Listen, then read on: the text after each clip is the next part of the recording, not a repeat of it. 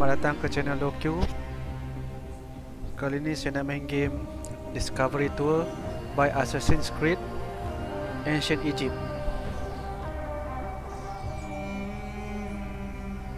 Start.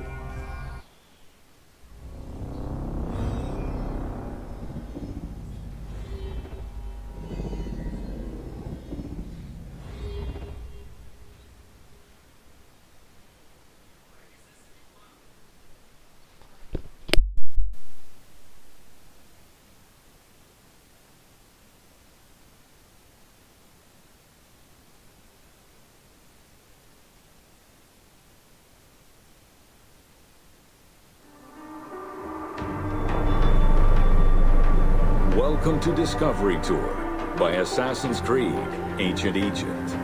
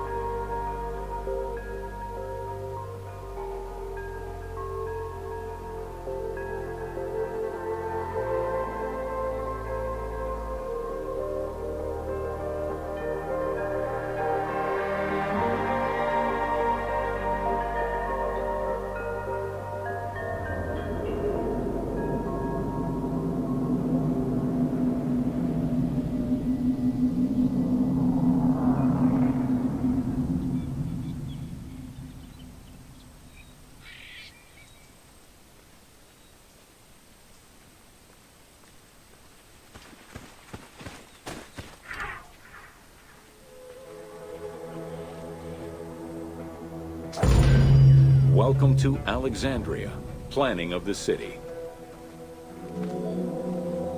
Alexander's plan to build his great city began with a verse from Homer's Odyssey. There is, in front of Egypt, in the sea with many swells, an island called Pharos. Guided by these clues, Alexander the Great founded his future city at the western end of the Nile Delta.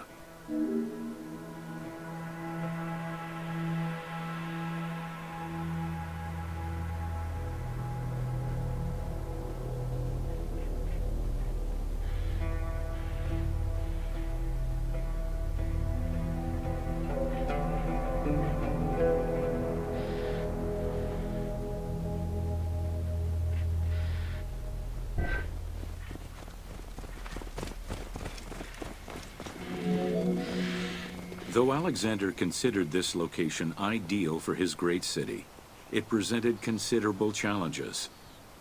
Too difficult to access during storms, the surrounding swamps threatened disease, and the limestone soil prevented the growth of healthy crops.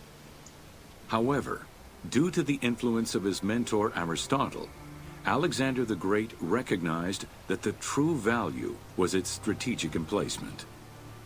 Alexander knew that in controlling Pelusium to the east, Memphis to the south, and his crowning glory Alexandria to the west, he would create a triangular stronghold, allowing him to control the entire delta while giving him access to the Mediterranean.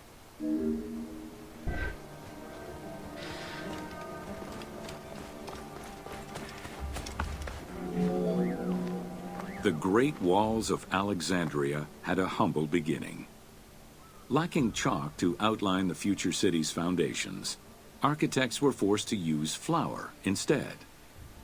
Clouds of migrating birds swept down and ate the flour, erasing the plans. This prompted Alexander to seek guidance from the oracles, who reassured him that his future city was destined to feed a large population.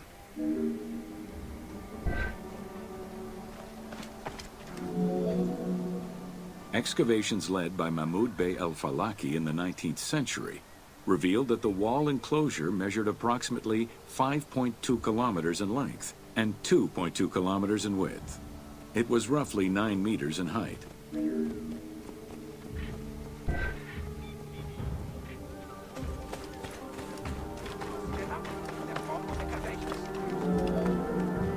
These formidable ancient walls would resist a number of attacks, including fending off the king of Syria in 169 BCE.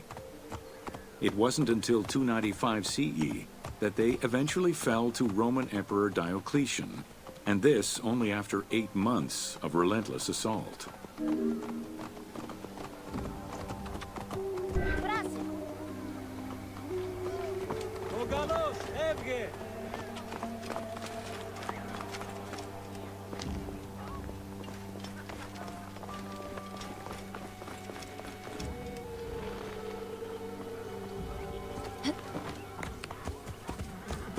Whoa.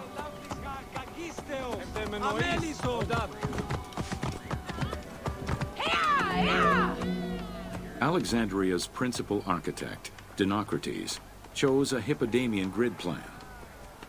The grid maximized functionality, with wide, straight roads and canals running beneath them. Alexander recognized the military value of the city's design. The wide, parallel streets gave him optimal surveillance of the city, while allowing the unobstructed flow of troops.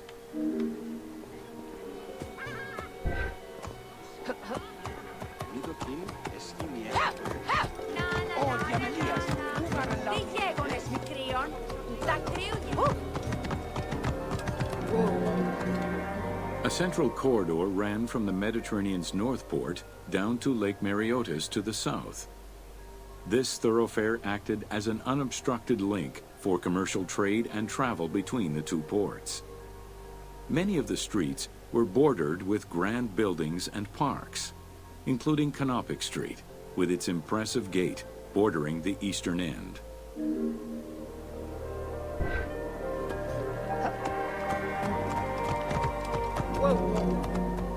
Alexandria was most likely built upon an already existing Egyptian village. Upon its completion, the Egyptians reviled the city, refusing to call it by its founder's name. Instead, they called it Raked, the building, as a mark of disdain, which was later Hellenized into Rakotis. Despite this, the name Alexandria would remain. Whoa.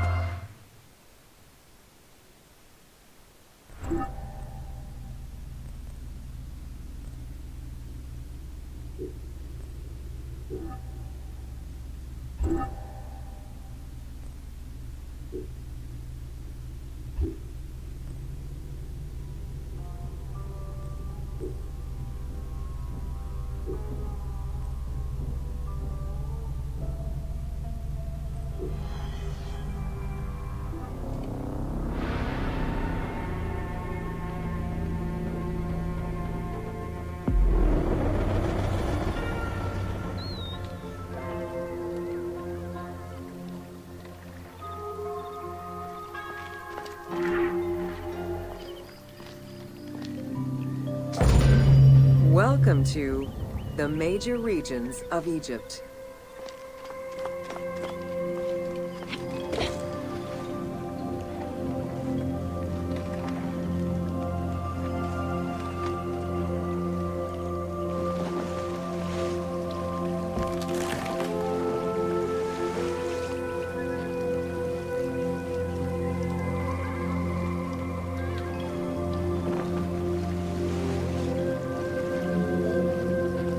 Life in ancient Egypt was concentrated along the shores of the Nile and divided into two regions. Lower Egypt was situated on the Nile Delta near the Mediterranean, and Upper Egypt was at the south reaching into Africa. Due to its proximity to the Mediterranean, temperatures in Lower Egypt were less extreme than in Upper Egypt.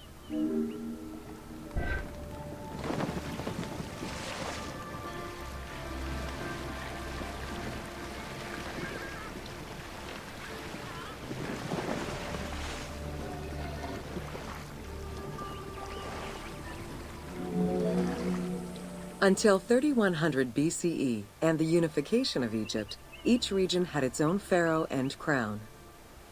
Lower Egypt's crown was red and marked with symbols of papyrus and bees. Upper Egypt's crown was white, Nampak with buaya symbols tu. of lotus and 2 sedge ekor. grass. 3 ekor.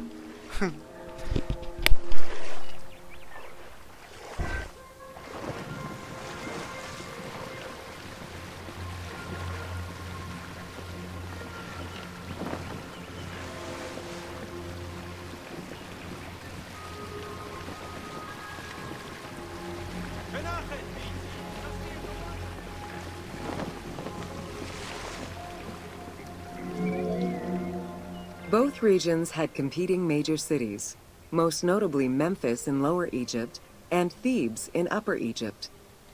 There were different religious cults in both regions, each worshipping their own major gods.